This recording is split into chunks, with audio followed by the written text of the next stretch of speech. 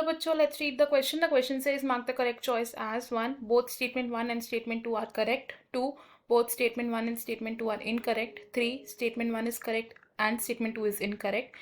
4th statement 1 is incorrect and statement 2 is correct. First statement, offsprings formed due to sexual reproduction show variation as they contain genetic material of two different parents.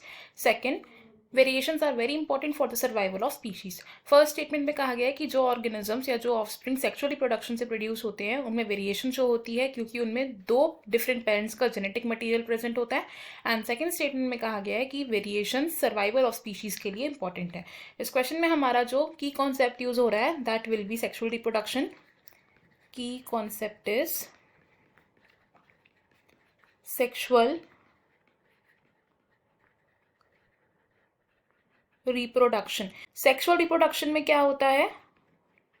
Fusion of gametes, male और female gamete की fusion होती है जिससे एक zygote बनता है and ये zygote further develop होता है into embryo and then into fully grown individual. Sexual reproduction में क्या क्या इंक्लूड होता है? क्रॉसिंग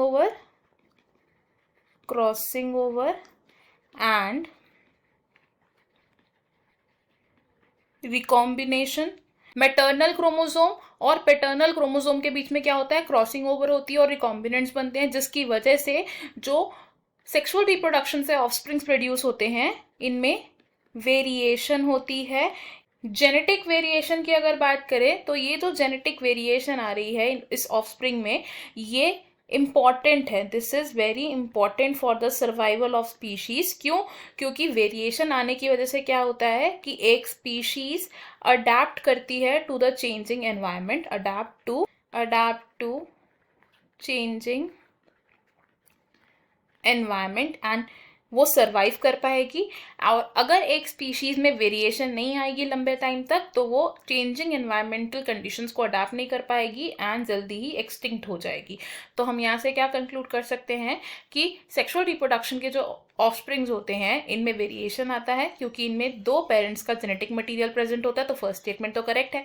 सेकंड स्टेटमेंट भी हमारी करेक्ट है बिकॉज वेरिएशन आना सर्वाइवल ऑफ स्पीशीज के लिए इंपॉर्टेंट है.